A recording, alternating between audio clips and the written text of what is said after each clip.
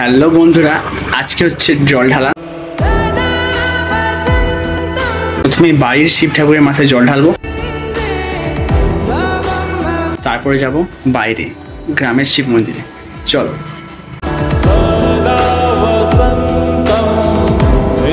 এটা হচ্ছে আমাদের ছোট্ট ঠাকুর ঘর। এই ঠাকুর ঘরের সভাপতি হচ্ছে আমার মা। ওই ছোট্ট শিবলিঙ্গটাতেই আজকে জল ঢালা হবে। মন্দিরের দেয়ালে যে ডিজাইন গুলো দেখতে পাচ্ছ ওগুলো করেছি আমি আর আমার দিদি মিলে। কমেন্টে কিন্তু জানিও তোমাদের দেয়ালটা কেমন লাগছে। তারপর আস্তে আস্তে মা সব ঠাকুরের পটগুলোকে ফুল দিয়ে সাজিয়ে দিল। আর এই দিক থেকে দেখতে পাচ্ছ জ্যান্ত দুর্গা হেঁটে হেঁটে এসছে।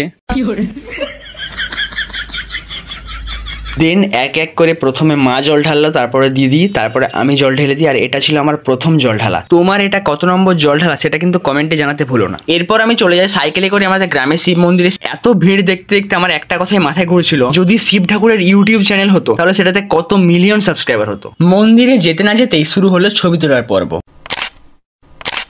সবাই যেহেতু লাইনে দাঁড়িয়ে পড়েছে তাই আমি গেলাম ব্যাগ রাখতে নাড়ুর কাছে। তো নাড়ু আজকে আছে ব্যাগের দায়িত্বে। মন্দিরের চারিদিকে ঘুরতে ঘুরতে হঠাৎ দেখতে পেলাম শরবত দেওয়া হচ্ছে। আর এটা জেসে শরবত নয়, এটা হচ্ছে আমুলের শরবত। যারা আমার সাবস্ক্রাইবার তারা অবশ্যই জানে আমুল আমার কতটা পছন্দের। সেখানে থাকা সব ভাইরাই যেহেতু আমার ভিডিও দেখে আমাকে একটু বাটারস্কচ উপরে দিয়ে দিয়েছে, আর আমি তো সেটা একদম মন ভরে খেয়েছি। আর সত্যি বলতে যেহেতু আমুলের আইসক্রিমটা জলের সঙ্গে মেশানো হয়েছিল তাই মোটামুটি একটা খাওয়ার ছিল। এই দিকের গেটটা দিয়ে আমি মন্দিরে ঢুকে পড়ি, মহাদেবকে দেখে বাইরে বেরিয়ে পড়ি। আর বাইরে এতটাই গরম ছিল যে আমার ভাই তো এখানে টাকার বাতাস করছে। আমি যখন ওকে বলি যে কি এত টাকা কোথায় পেলি, তখন বলছে যে আমি সবার ব্যাগ রাখছিলাম তো তাই এত টাকা পেয়েছি।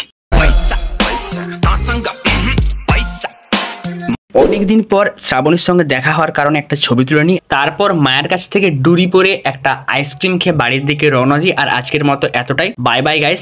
8 মাস পর যেহেতু লং ভ্লগ বানাচ্ছি তো তোমরা ভিডিওটা সম্পূর্ণ দেখে অবশ্যই কমেন্টে জানিও কেমন হয়েছে।